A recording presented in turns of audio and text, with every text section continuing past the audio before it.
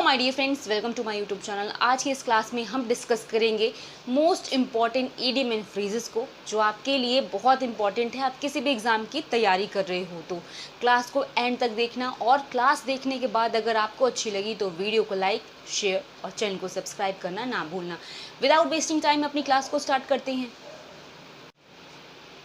So my dear friends, first idiom and phrase important है आज की क्लास। पहला है हॉब्सन्स चॉइस। कभी भी आपके पास ये ईडियम एंड फ्रेज आए हॉब्सन्स चॉइस, इसका मतलब होता है नो चॉइस एट ऑल, या तो आप जिसको कह सकते हो एक्सेप्ट और लीव द ऑफर, जिसका मतलब है आपके पास अब कोई विकल्प नहीं है, या तो आपको उस ऑफर को एक्सेप्ट करना है या तो उसे मना करना है। ठीक है, बस आपके पास दो चॉइस है, हाँ या ना। हाँ, उसी को हम क्या कहते हैं, हॉब्सन्स चॉइस। चॉइस से आप याद कर सकते हो, चॉइस मतलब चुनना। अब आपको चुनना है, या तो आप उसको चुनोगे या फिर नहीं चुनोगे।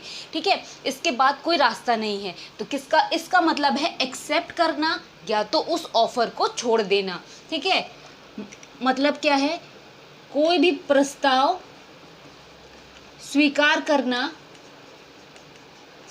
करना या तो ना करना।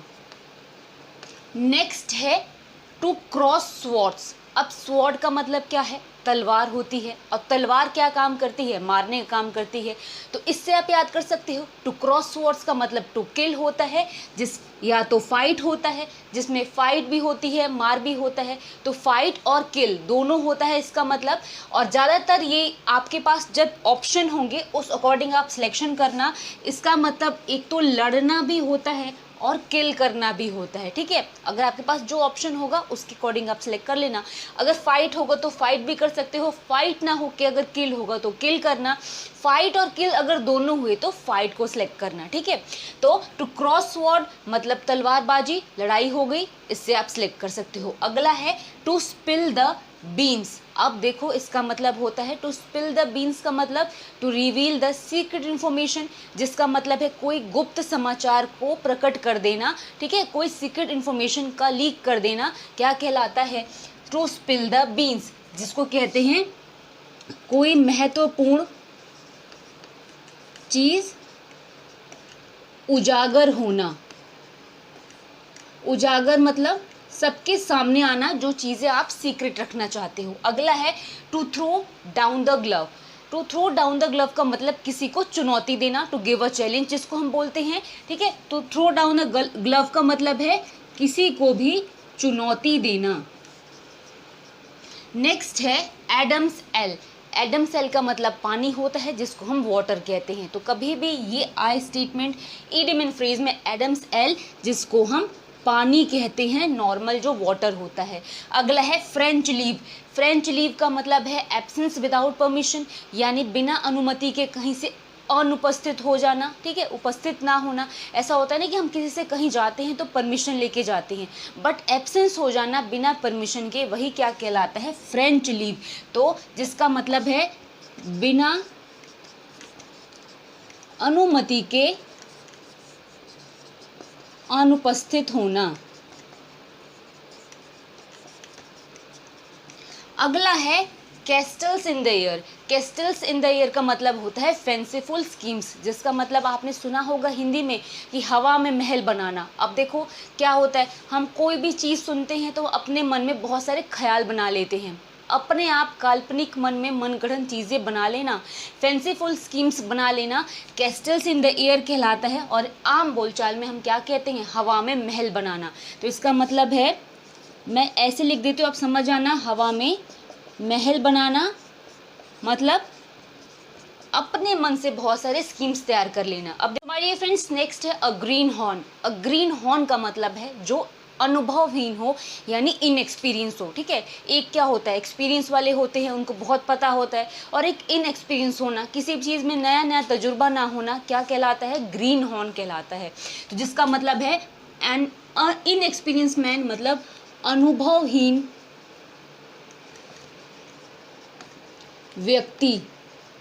अगला है बेकर्स डजन। और बेकर्स डजन का मतलब होता है 13। अब आप याद कर सकते हो इस तरीके से कि एक दर्जन, जिसको आप जैसे बोलते हो ना कि आपने एक दर्जन केले लिए, एक दर्जन संतरे लिए, जिसके अंदर 12 होते हैं, ठीक है। बट अब बेकर डजन आ गया, इसका मतलब बेकर डजन का मतलब एक एक्स्ट्रा 13 होते हैं, तो इसका मतलब 13 है यानी 13 होता है।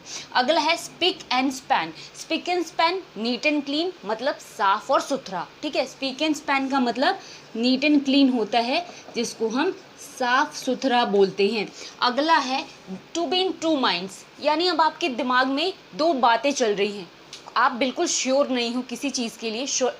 मतलब होता है ना कि एक मन में डाउट होना, करूँ या ना करूँ, अनसर्टेनिटी जिसको हम बोलते हैं, वही है to be in two minds, to be uncertain होना, यानी मतलब आप सुनिश्चित नहीं हो, हिंदी में कहूँ श्योर ना होना, ठीक है। तो इसका मतलब है श्योर ना होना कि आपको ये काम करना चाहिए या नहीं।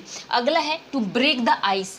टू ब्रेक द आइस का मतलब होता है जैसे कि आप समझ लो कमरे में 2 या 3 लोग बैठे हैं या कहीं पर भी बैठे हैं और सब चुप हैं, तो कोई एक पहले कुछ बोल के उस चुप्पी को तोड़े और कोई कॉन्वर्सेशन को स्टार्ट करे, यानी टू स्टार्ट अ कॉन्वर्सेशन, ठीक है।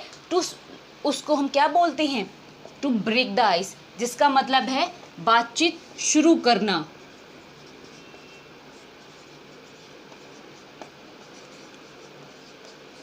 अब अगला है to bear the palm. To bear the palm मतलब जीतना होता है, मतलब जीत हासिल करना होना, तो गेट विक्टोरियस भी बोल सकते हैं या तो टू विन भी कहते हैं, यानी जिसका मतलब है जीतना। अगला है पेल मेल। पेल मेल का मतलब जो चीज़ें डिसऑर्डर्ड हो, कैओटिक हो, यानी अस्त व्यस्त हो, कोई सीक्वेंस में ना हो, वो क्या कहलाता है, पेल मेल, जिसका मतलब इन हरिड डिसऑर्डर कहते हैं, मतलब अस्त व्यस्त जो चीज़ें हों उसको कहते हैं। अब देखो आगे के इडियम्स को। माय डियर फ्रेंड्स, अगला है sum and substance. Sum and substance का मतलब किसी भी चीज़ की समरी होता है, और समरी आप सभी जानते होंगे जिसको हम सारांश कहते हैं हिंदी में। जैसे कि आपके पास बहुत बड़ा एक कॉम्प्रिहेंशन है, आपने उसके कुछ इंपॉर्टेंट पॉइंट्स को समराइज कर लिया, उसका सारांश निकाल लिया, ठीक है, तो वही है सम एंड सब्सटेंस, जिसका हिंदी मतलब होता है सारांश। अब अगला है टू हिट द जैकपॉट। अब आपने सुना होगा कि लॉटरी लग गई, जैकपॉट लग गया, जिसका मतलब है अनएक्सपेक्टेड विक्ट्री आ गई। आपने एक्सपेक्ट नहीं करा था पहले से कि मेरी जीत होगी, बट आपने बहुत बड़ी जीत हासिल कर ली। तो इसका मतलब क्या है, to hit the jackpot, to get an unexpected victory, यानी अप्रत्याशित जीत होना। अगर मैं हिंदी में लिखूं तो अप्रत्याशित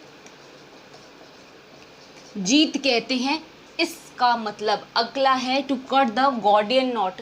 to cut the Gordian knot का मतलब है कोई बहुत ही ज़्यादा कठिन चीज़ को आपने सुलझा लिया, मतलब to solve a difficult problem, किसी बहुत बड़ी मुश्किल कठिनाई को सॉल्व कर लेना, to cut the Gordian knot कहलाता है, यानी कठिन पहेली। पहेली मतलब कोई कठिन काम, ठीक है, सुलझाना। अगला इडियम एंड फ्रेज है मीली माउथ। मीली माउथ का मतलब उन लोगों से है जो काफ़ी धूर्त हो, चालबाज या धोखेबाज हो, यानी जिसको आप कनिंग कहते हो, ठीक है। मीली माउथ का मतलब होता है धूर्त। अगला है इन हाई स्पिरिट्स। आप मतलब बहुत ज़्यादा चीयरफुल, बहुत ज़्यादा जोश में होना, ठीक है। स्पिरिट क्या होता है, जोश है, जज्बा होता है, उसका मतलब है हाई स्पिरिट में कि बहुत ही ज़्यादा जोशीला होना या तो बहुत ज़्यादा खुश, चीयरफुल होना। अगला है be in Mayar. Be in मायर का मतलब कठिनाई में होना, बी इन डिफ़िकल्टीज जिसको हम बोलते हैं, जिसका मतलब है कठिनाई में होना। सो माय डियर फ्रेंड्स, ये क्लास यहाँ पे फिनिश हुई। आपको कैसी लगी? अगर अच्छी लगी हो तो प्लीज़ वीडियो को लाइक और इसको शेयर करना ना भूलना, और चैनल पे नए हो तो चैनल को सब्सक्राइब करके बेल आइकन प्रेस करना ना भूलना। ऐसी और भी क्लासेस आती रहेंगी, और भी ऐसी क्लासेस देखने के लिए चैनल पे बने रहना। और अब हम मिलेंगे कल की क्लास में, तब तक के लिए थैंक्स फॉर वॉचिंग।